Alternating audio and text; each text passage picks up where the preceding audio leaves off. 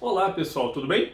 Eu sou o professor Felipe Lins, sou professor de Geografia da Rede Miguel Couto e eu vou estar trazendo para vocês aqui a continuação do nosso conteúdo do sétimo ano, ainda na apostila 1, que é o espaço e as atividades econômicas no Brasil. Atividades essas que ajudaram a desenvolver o espaço geográfico brasileiro. Vocês vão entender isso com calma, eu vou explicar devagarzinho para ninguém se perder, tranquilo? Vem comigo aqui. Esse primeiro mapa é o mapa que mostra os pontos extremos do Brasil. Vocês já viram esse mapa. Caiu até na prova do primeiro bimestre. Esses pontos extremos deixam claro que o Brasil tem uma grande extensão, tanto no sentido norte-sul, quanto no sentido leste-oeste. Ou seja, é um país de dimensões continentais e, consequentemente, ocupá-lo não é uma tarefa fácil. Ocupá-lo de forma homogênea, de forma igual, não é tão simples. E a gente vai acompanhar agora como é que se deu essa ocupação do território brasileiro desde a chegada dos portugueses até a metade do século XX, ok? Vamos aqui nesse mapa.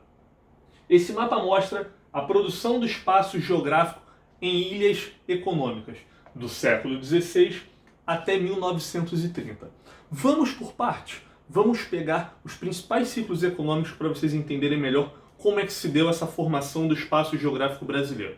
Primeiro, nós temos a primeira atividade a ser desenvolvida no Brasil após a chegada dos portugueses, que você sabe que é a exploração do pau-brasil. Sendo que essa exploração ela se dá de forma muito tímida e ela não favorece a ocupação e o povoamento do nosso território. Até 1530, os portugueses se debruçam sobre essa atividade. Porém, a partir daí, a cana-de-açúcar passa a ser a principal atividade econômica aqui no Brasil colônia. Cana-de-açúcar, que é essa área em verde que ocupa o litoral nordestino. E o porquê da cana-de-açúcar estar sendo produzida nessa região, professor?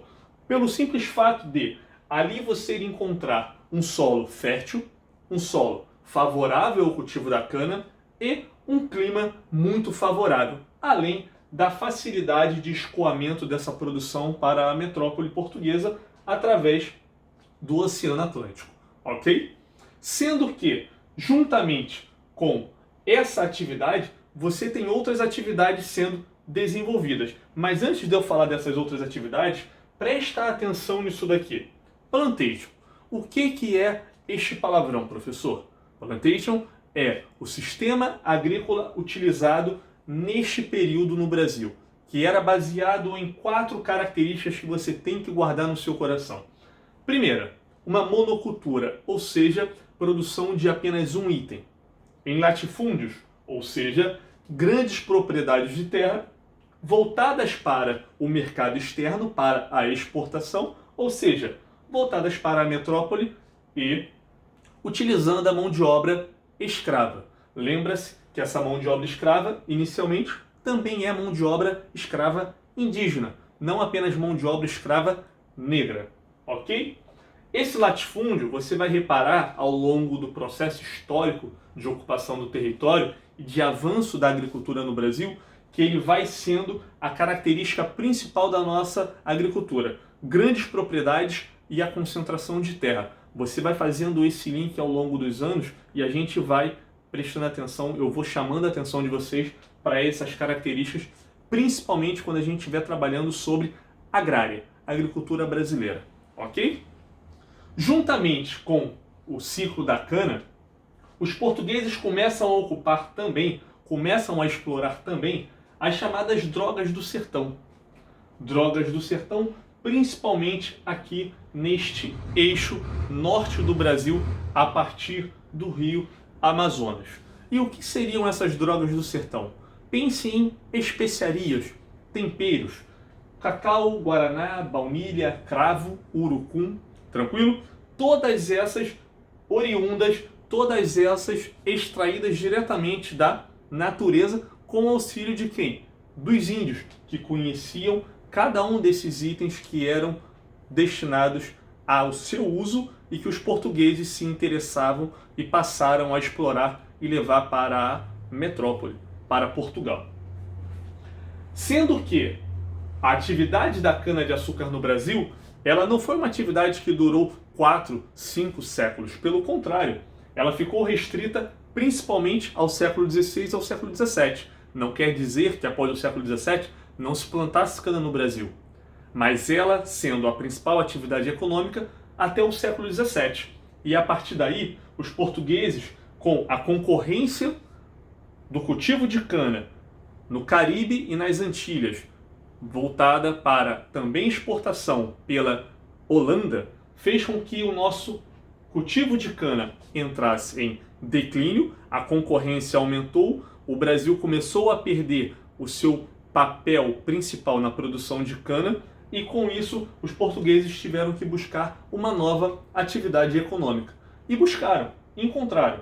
A partir de expedições, os bandeirantes entravam pelo território brasileiro em busca de especiarias, em busca de novas áreas, de novas atividades a serem exploradas e desenvolvidas no Brasil. E os bandeirantes acharam em Minas Gerais, Goiás e no Mato Grosso áreas voltadas para a mineração, reservas minerais, riquezas minerais, como ouro e diamante. E o Brasil passou então ao seu segundo grande ciclo econômico, que é o ciclo da mineração.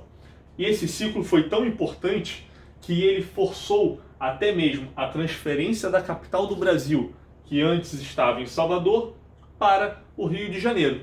Dessa forma, Portugal controlava o comércio e evitava diminuir o quê?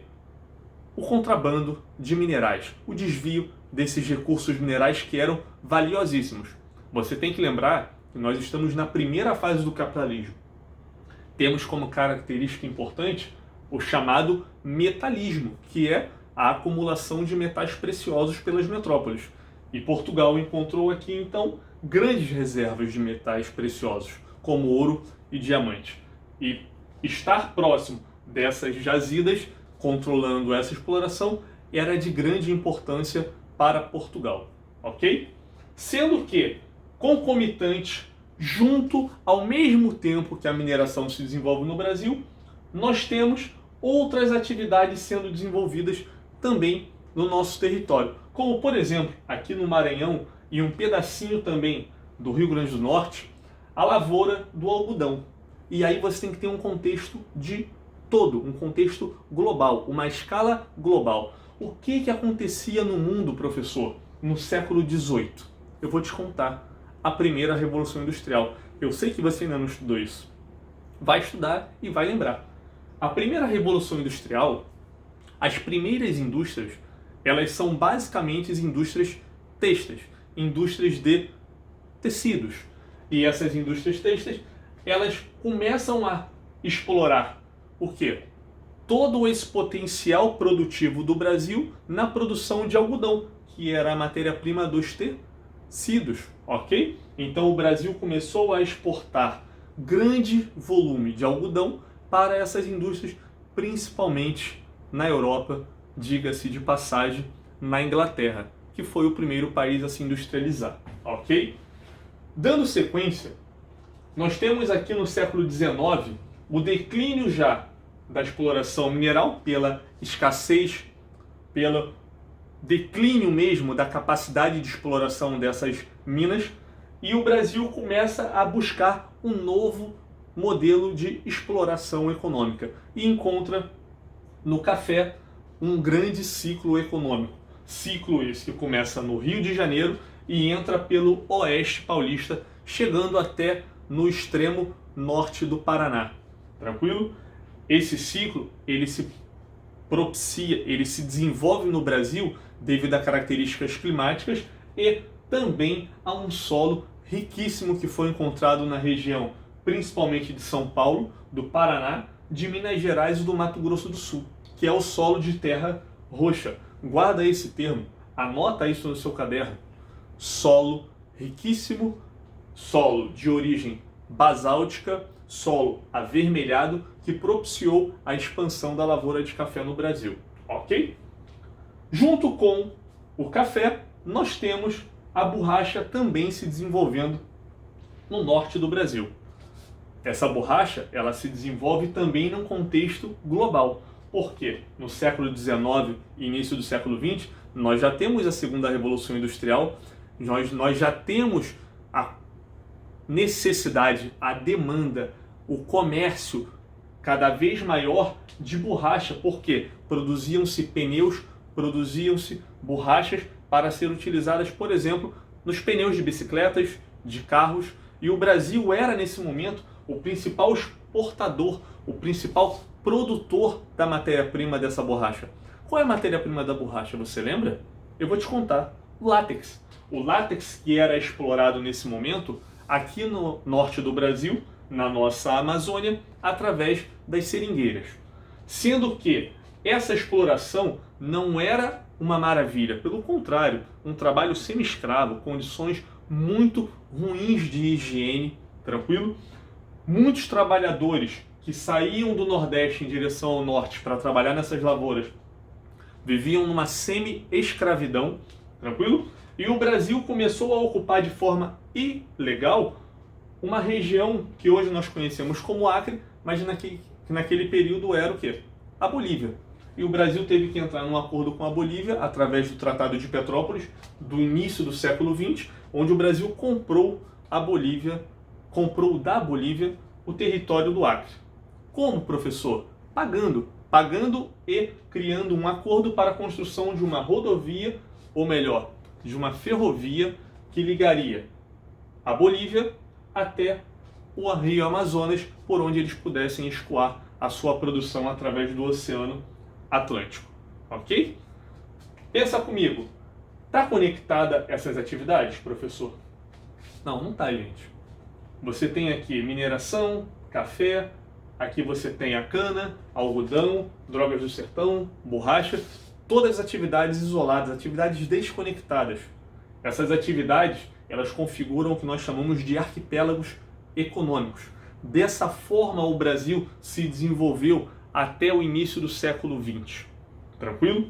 A partir de 1930, nós começamos a ter algumas alterações mais profundas nesse arranjo espacial das atividades econômicas do Brasil, favorecendo uma maior integração. Mas ainda assim, nós temos áreas que são um pouco isoladas de todo o contexto nacional. Entende aqui comigo, ó. Eu estou colocando aqui um pequeno resumo para vocês do que eram os arquipélagos econômicos. Copia isso, dá um pause no vídeo, coloca isso no seu caderno, é importante para vocês. E dando sequência, nós temos aqui um outro mapa, um pouco mais fácil de vocês visualizarem, que mostram as atividades concentradas no eixo do Sudeste, Nordeste e Norte. Tudo desconectado. Não tínhamos rodovias, não tínhamos aeroportos, não tínhamos ferrovias integrando essas áreas. Pelo contrário, as ferrovias integravam as áreas de exploração com os portos, por onde essa matéria-prima era levada para a Europa. E aí você vai ter, em 1940, uma pequena alteração. Por quê? Porque após a crise da Bolsa de Nova York, que vocês vão estudar isso daqui a pouquinho em História e Geografia com um pouco mais de calma, quando a gente falar de indústria no Brasil, nós começamos a ter um desenvolvimento industrial aqui na região sudeste do Brasil, principalmente no eixo Rio-São Paulo.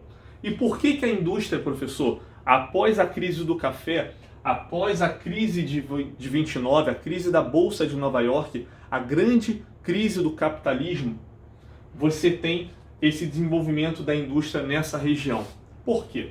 Porque aqui você tinha toda essa infraestrutura, mão de obra, capital, você tinha o que era o pontapé inicial para a industrialização do Brasil. Deixada por quem, professor? Deixada pelos ciclos econômicos que ficaram, como a mineração e principalmente o café.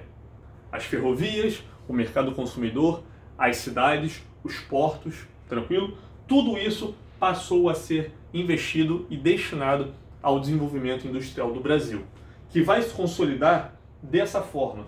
A partir de 1960, a transferência da capital vai do Rio para Brasília, ao centro do Brasil, buscando o quê? Ampliar a integração nacional e dessa forma facilitar o quê?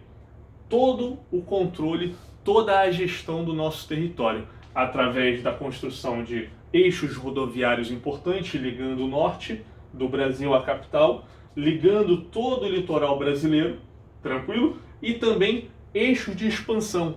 Expansão essa que vocês vão ver daqui a pouco, principalmente aqui, expansão da lavoura de soja e do gado, ok? Você tem aqui uma frente de expansão importantíssima em direção ao norte, que já tinha saído do sul, foi para o centro-oeste e hoje começa a ocupar o norte do Brasil. Dessa forma, o território brasileiro vai saindo daquelas ilhas isoladas e começa a ter uma maior conexão, até porque você tem melhorias nos sistemas de transporte e comunicação, que permitem o quê? Uma melhor conexão entre as principais cidades e as regiões do nosso país, ok?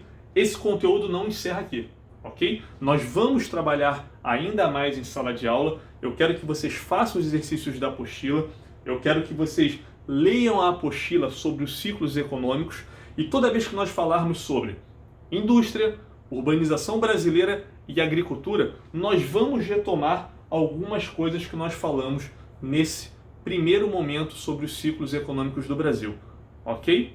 Um grande abraço, um beijo no coração de vocês, se cuidem e até a próxima.